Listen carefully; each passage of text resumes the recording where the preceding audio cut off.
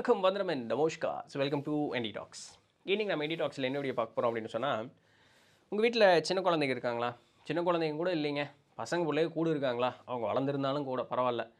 இந்த மாதிரி ஒரு பெற்றோராக நீங்கள் இருக்கீங்க அப்படின்னு சொன்னால், இந்த மாதிரி காரியங்கள் நீங்கள் செய்யக்கூடாது.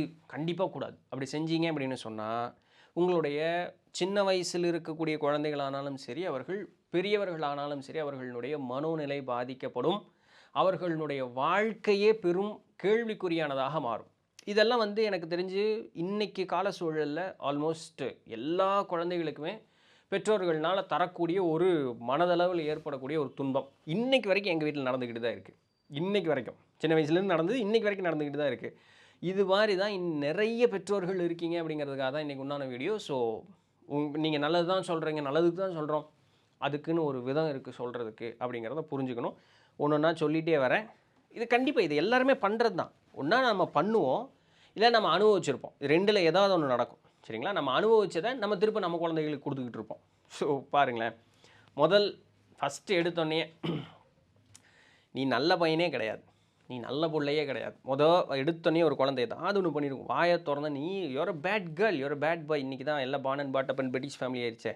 பேட் கேர்ள் பேட் பாய், இந்த ஒரு இது சொல்லிடுவோம். நல்ல பையனே கிடையாதா நீ, ஒரு ஆகாவலி ஒன்றுத்துக்காக இப்படியெல்லாம் பேசுகிறோம் இல்லையா? என்ன ஆகும்னு நினைக்கிறீங்க அந்த குழந்தையினுடைய மனோநிலை? இப்போது நான் குழந்தைன்னு தான் இப்போ சொல்ல போகிறேன். இது பெரியவர்களையும் பாதிக்குங்கிறத புரிஞ்சுக்கணும். பெரியவர்களையும் இது பாதிக்குங்கிறத புரிஞ்சுக்கணும்.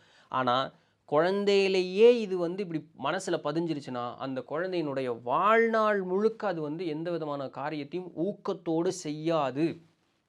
ஒரு ஏதோ ஒரு பொருள் தெரியாமல் இப்படி கீழே போட்டுருச்சு, தெரியாமல் அது வேணுக்குன்னா போட முடியும். அது கைக்கு அவ்வளோதான் பலமாக இருக்கும், பிடிச்சிருக்காது. ஏன் பெரியவங்க நீங்கள் தவறே செய்ய மாட்டிங்களா? ஐசு பூரா ஒரு தவறுமே செய்ய மாட்டிங்களா? நடக்குது இல்லையா? அந்த குழந்தை போட்டுருச்சு, உடனே ஹேய் அறிவில்லை உனக்கு, எல்லாம் இன்னும் இது ஊங்கிறது. அப்போ நம்ம மேலே ஏதாவது ஒரு தப்பு வரும்பொழுது நம்ம சரி ஏதோ தெரியாமல் நடந்துருச்சு அப்படின்ட்டு போயிடுவோம். என்ன ஆகுதுன்னா, அந்த குழந்தை விருக்குன்னு பயந்துச்சுன்னு வச்சுக்கோங்களேன், ஆயுசு பூரா அந்த பயம் அப்படிங்கிறது இருந்துக்கிட்டே இருக்கும். அவங்க ஏதாவது ஒன்று பண்ணிட்டாங்கன்னா தெரியாமல் தான், அது ஏதோ நடந்துருமோ, அப்படியே இருமோ இப்படியே இருமோ அப்படிங்கிற மனசுக்குள்ளே அதை போட்டு வாடி வதங்கி போய் அவங்க ஓப்பன் அப் ஆகவே மாட்டாங்க. ஆயுசு பூரா ஓப்பன் அப் ஆகவே மாட்டாங்க.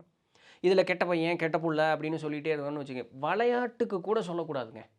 அப்படி சொல்லும் பொழுது என்ன ஆகும் அப்படின்னு சொன்னால், அப்போ நம்ம மோசமானவங்களா, அப்போ நம்ம சரியில்லையா, அப்போ நம்ம 4 பேர் நம்ம கூட பழக மாட்டாங்க, இந்த இன்செக்யூரிட்டி ஃபீலிங் அப்படிங்கிறது அவங்களுக்கு வந்துடும்.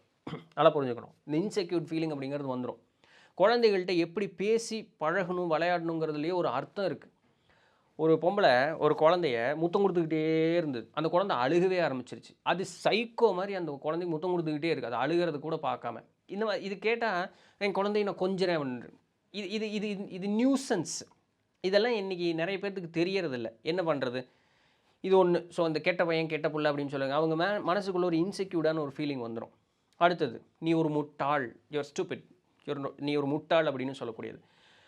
அறிவு இருக்கக்கூடியவர்களையே முட்டாள் முட்டாள் முட்டாள் முட்டாள்ன்ட்டு இருந்தோம்னா அவங்க என்ன சொல்லுவாங்க? அவங்க ஒரு விஷயத்த சொல்ல வர்றாங்கன்னா, அப்போ இது சரியா இது தப்பா? இது மாதிரி நான் நிறைய குழந்தைகளை பார்த்துருக்கேங்க. நானே இந்த மாதிரி சூழ்நிலையில் இருந்திருக்கேன். இந்த மாதிரி நிறைய குழந்தைகளை பார்த்துருக்கேன். டேய் சொல்லுடா, கரெக்டு தான்டான்னா அவங்க சொல்கிறதுக்கு அவ்வளோ தயக்கப்படுவாங்க. ஆனால் அவங்க சொல்கிறது சரியாக தான் இருக்கும். சரிங்களா? இதுக்கு காரணம் என்னென்னா, ஏய் சும்மாறா, இதெல்லாம் சரியில்லடா, எல்லாம் நான் பார்த்துக்க, நீ இவன் சொல்கிறத கேட்டு இவன் சொல்கிறத கேட்டு இவன் ஒன்றுத்துக்காகாதவங்க இதெல்லாம் பேசவும் தெரியுமா? நீ முட்டாள், இவனுக்கு ஒன்றும் தெரியாது அப்படின்னு சொல்லிகிட்டே இருக்கும் பொழுது புத்திசாலியாக இருக்கிறவங்க கூட முட்டாளாயிடுவான். இதெல்லாம் பெற்றோர் ரொம்ப கவனமாக பார்க்க வேண்டிய விஷயங்கள். அடுத்தது, அவ்வளோதான், உன்னை எல்லாம் பெற்றதுக்கு சொல்கிறோம் இல்லையா, I am done with you, அவ்வளோதான், உன்னை விட்டு கழிச்சிட்டேன், தலை முழுகிட்டேன், என்னையோட பாண்டு கெட்டு போயிருங்க. அதாவது நமக்கு உலகமே அப்பா அம்மா தான் நினைக்கக்கூடிய அந்த ஒரு இடத்துல இருக்கும் பொழுது அவங்க உன்னை நான் விளக்கிட்டேன் அப்படின்னு சொல்லும் பொழுது அழுகாச்சு வரும். அந்த குழந்தைங்க அழுகும் தெரியுமா? அதெல்லாம் பார்த்துருக்கீங்க இல்லையா? நீ எனக்கு வேண்டாம் போ, வேண்டாம் போ, நீ போ, அந்த பக்கம் வந்து ஒன்றா குழந்தை அழுதுகிட்டே இருக்கும். இது என்ன ஆகும்னா, கொஞ்ச நாளைக்கு அப்புறம் கொஞ்சம் மாதிரி அப்புறம் கொஞ்சிக்கும், அதெல்லாம் பண்ணுவோம். கொஞ்ச நாள் கழிச்சு நீ வேண்டாம் போனால் பாடன்னு போயிடும் அது பாட்டுக்கு. ஏன் இது நடக்குது? அவங்க அந்த பாண்டு இப்படி அட்டாச்சாக இருக்கக்கூடியது நம்ம வேண்டாம் போகணும், அந்த காயம் மனசுக்குள்ளே ஏற்பட்டுக்கிட்டே இருக்கும். அப்போ கொஞ்சம் கொஞ்சமாக விலகிட்டே வருவோம். கொஞ்சம் நமக்கு ஒரு புரிதல் வரும்போது ஏப்பா அப்படின்ட்டு அது பாட்டுக்கு கிளம்பி போயிடும்.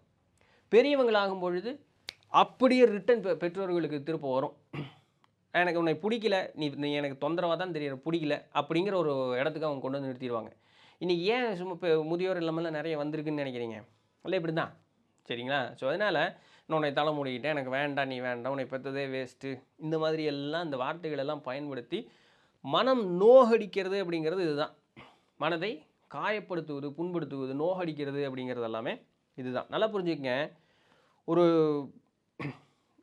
ஒரு பிறப்பு, ஒரு பையனோ பொண்ணோ பிறக்கிறாங்க அப்படின்னா இயற்கையாகவே ஒரு சில குழந்தைகளுக்கு ஒரு சில குணாதிசயம் அப்படிங்கிறது இருக்கும். நம்ம குழந்தை அப்படிதான் அப்படிங்கிறத முதல்ல நீங்கள் புரிஞ்சுக்கணும். புரிஞ்சுட்டு அவர்களுக்கு ஏற்றாற் போல சென்று நல்ல ஒழுக்கத்தை சொல்லித்தரணும். அவங்க குழந்தைக்கு அவன் அப்படி சொல்லித்தந்தா அதனால நானும் சொல்லித்தரேன்னு சொல்லக்கூடாது. அதை விட ஒரு முட்டாள்தனம் வேறு எதுவுமே கிடையாது. ஏன்னா ஒரு பாத்திரமும் ஒரு மாதிரி. எல்லா பாத்திரத்துலேயும் ஒரே அளவு தண்ணி நம்மளால் நிரப்ப முடியாது. நல்லா புரிஞ்சுக்கணும். இதனால தான் பெற்றோர்னுடைய ஒரு ஒரு ஒரு ஒரு நிலைப்பாடு அப்படிங்கிறது ரொம்ப முக்கியம். அவர்கள் எடுத்துக்கொள்ளக்கூடிய அந்த ஒரு பணி அப்படிங்கிறது ரொம்ப ரொம்ப முக்கியமான ஒரு பணி. பெற்றோர் அப்படின்னு சொல்லக்கூடிய அந்த ஒரு வேலை ரொம்ப முக்கியமான ஒரு வேலை. ஏன்னா தான் குழந்தை முதல்ல தான் புரிஞ்சுக்கணும். அதுக்கு முதல்ல அவங்கவங்கள முதல்ல புரிஞ்சுருக்கணும். இன்றைக்கி அதுவே நடக்கிறதில்ல இல்லையா. ஸோ இதெல்லாம் ரொம்ப கவனமாக இருங்க. அடுத்தது கம்பேரிசன்.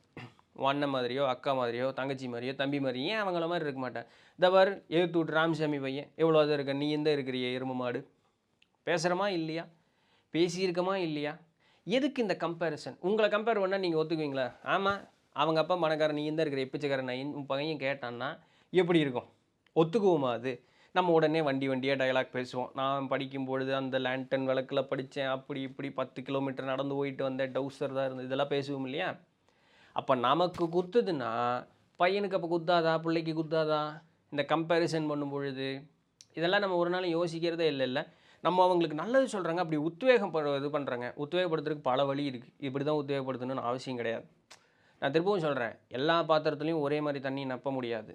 நம்மக்கிட்ட பாத்திரமாக என்ன வந்ததோ அதுக்கு என்ன கொள்ளளவு கொண்டுதோ அவ்வளோதான் நம்ம வச்சு அதை சிறப்பாக எப்படி கொண்டு வரதுன்னு தான் பார்க்கணும்.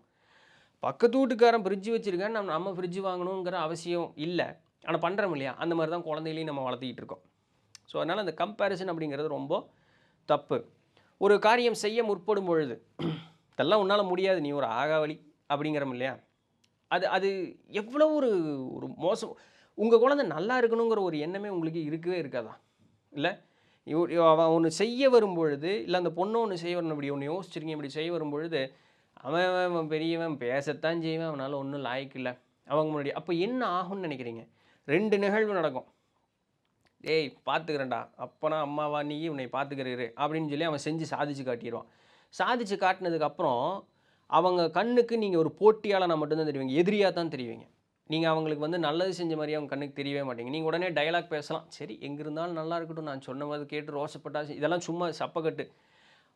சாதிக்கலை அப்படின்னு வச்சுக்கோங்களேன், ஆயுசு பூரா அவன் வாடி வதங்கி அவனுடைய திறன் வெளியே வராமையே இருந்தே அவன் செத்து போயிடுவான். அப்போவும் உன்னால தான் நான் கெட்டேன்னு ஆயுசு பூரா சபிச்சுக்கிட்டே இவன் ஜாவான். ஏன் இந்த ஒரு இது என்ன முடியுதோ அந்த குழந்தை ஒன்று சொல்லுது அப்படின்னு சொன்னால் சொல்கிறத உடனே அதை கேட்டு நம்மளால் என்ன அட்வைஸ் பண்ண முடியுமோ அதை எப்படி சரியாக கொண்டு போகணும் அப்படிங்கிறத பார்த்து கூட்டிகிட்டு போகணும். உடனே ஓவர் அட்வைஸ் இதில் அது அப்படி இது இப்படி அப்படின்னு பண்ணி அவங்க சொன்னது அப்படியே எப்படியோ போய் கடைசியில் அதை நமக்கு பிடிச்ச மாதிரி அதை ஒன்று மாற்றி அப்பவும் கடைசியில் அந்த குழந்தை சொல்கிறத கேட்க விடாமல் பண்ணிடும். எடுத்தோடனே உன்னால் முடியாது அப்படிங்கிறத முதல்ல நிறுத்துங்க. உங்களுடைய ஆயுசில் எத்தனை தடவை நீங்கள் நினச்சதெல்லாம் சாதிச்சிருப்பீங்க? இல்லை உங்களால் யாராவது ஒன்று கேட்டது உங்களால் செஞ்சு கொடுக்க முடிஞ்சிருக்கு? முடியாது. ஏன்? உங்கள் அப்பா அம்மா உங்களை இப்படி வளர்த்தி இருந்திருக்கலாம், இல்லை உங்களுக்கே ஒரு இன்செக்யூர்டான ஒரு ஃபீலிங் அப்படிங்கிறது இருந்திருக்கலாம். இதை கொண்டு போய் அப்படியே அடுத்த உங்கள் குழந்தைங்க மேலே கொட்டுறது அப்படிங்கிறது தவறு. இது பெற்றோர்களுக்கு மட்டும் இல்லை, இதையே முதல்ல ஆரம்பத்திலேயே சொல்லியிருந்துருக்கணும். பெற்றோர்களுக்கு மட்டும் இல்லை, இது ஆசிரியர்களுக்கும் பொருந்தும். இதில் சொல்லக்கூடியது அத்தனையும் ஆசிரியர்களுக்கும் பொருந்தும். இன்றைக்கி நிறைய ஆசிரியர்கள் இந்த மாதிரி இருக்க தான் செய்கிறாங்க. சரி, நல்ல பெற்றோராக இருந்தால் தானே நல்ல ஆசிரியராக வந்து சேரும் எல்லாம். சரி, அடுத்தது உன்ன மாதிரி ஒரு குழந்தையே எனக்கு தேவையில்லை அப்படிங்கிற ஒரு வார்த்தை. முன்ன சொன்ன ஒரு இதுக்கு கம்பேர்டாக உன்ன மாதிரி ஒரு குழந்தை எனக்கு தேவையே இல்லை. கொஞ்ச நாளைக்கு அது அழுகும், அதை பண்ணும், அதெல்லாம் பண்ணி பார்க்கும். கொஞ்சம் வயசாகி போச்சுன்னு வச்சுங்க, அப்புறம் என்னத்துக்கு பெத்தேன்னு கேட்கும். என்ன பண்ணுவீங்க? மூஞ்சி கொண்டே எங்கே வச்சுக்குவீங்க? என்னை கேட்டால் நீ பெத்த இது பண்ணு அப்படின்னு கேட்கும். அது மூஞ்சி கொண்டே எங்கே வச்சுக்குவீங்க? எனக்கு தான் உன்ன மாதிரி அப்பா அம்மா இது இல்லை, என்ன பண்ணுறது, நான் இருக்கிறது இல்லையான்னு கேட்கும். மூஞ்சி கொண்டே எங்கே வச்சுக்குவீங்க? முடியாது இல்லையா? அந்த வார்த்தை கேட்கும் பொழுதே அதனுடைய வாழ்க்கை ஒரு ஒரு ஒரு தான் எதிர்பார்த்ததுலேருந்து கீழே வந்துடுச்சு. அந்த வெறுப்பும் விரக்தியும் அந்த குழந்தையினுடைய மனசில் கூடிடுச்சுன்னு அர்த்தம். அதனுடைய வெளிப்பாடு தான் இந்த மாதிரி வார்த்தைகள் எல்லாமே. அதுதான் திருந்தறதுக்கு உண்டான இடம். யார்? பெற்றோராவோ இல்லை ஆசிரியராவோ திருந்தறதுக்கு உண்டான ஒரு இடம். அப்படியே நடக்கலைன்னா ஒரு கட்டத்தில் அந்த அந்த பையனோ பொண்ணுனுடைய வாழ்க்கை ஆல்மோஸ்ட் நீங்களே கெடுத்து குட்டிச்சே ஒரு பண்ணி நாசம் பண்ணிட்டீங்க. அதுக்கப்புறம் வளர்ந்து சொந்த காலில் நிற்கும் பொழுது அந்த வந்த ஆன்மா நல்ல ஒரு புனிதமான ஒரு ஆன்மான்னா சரி என் பெற்றோர் அப்படி தான் அப்படிங்கிறது அனுசரித்து பரவாயில்ல அவங்க அப்படி தான் அப்படின்ட்டு அது பாட்டுக்கு கடந்து போயிடும். அவங்க நீங்கள் இருக்கிற வரைக்கும் உங்களை நிம்மதியாக சந்தோஷமாக பார்த்துக்கும். அப்படி ஒரு மூர்க்கத்தனமான ஆன்மா கீழே வந்திருந்ததுன்னு வச்சுங்களேன், அந்த பெற்றோர்னுடைய நிலை இருக்குன்னு தெரியுங்களா, அப்படி இருக்கும் அதுக்கப்புறம். ஸோ ஜாக்கிரதையாக இருங்க. இனிமேல் பிள்ளைகளை வளர்க்கக்கூடியவர்களும் கொஞ்சம் கூட ஜாக்கிரதையாக வளங்க. இது நாள் வரைக்கும் உங்களுடைய பெற்றோர் நான் வந்து நல்லவன் அப்படிங்கிற ஒரு மனோநிலை இருந்தால் அந்த கிரீடத்தை கொஞ்சம் கழட்டி வச்சுட்டு நீங்கள் செஞ்ச தவறுகள் எல்லாத்தையும் கொஞ்சம் யோசித்து சிந்திச்சு பாருங்கள். பசங்க பிள்ளைங்க கூட கொஞ்சம் பேசுங்க, பார்த்து பண்ணுங்க. ரைட். ஸோ இதுதான் இன்றைக்கி உண்டான வீடியோ. பிடிச்சிருந்திருக்கும், இன்ஃபர்மேட்டிவாக இருந்திருக்கும் அப்படின்னு நம்புகிறேன். நாளைக்கு வேறு ஏதாவது ஒரு சுவாரஸ்யமான செய்தியில் சந்திப்போம். அதுவரையும் தொடர்ந்து நினைவுங்கள். நன்றி.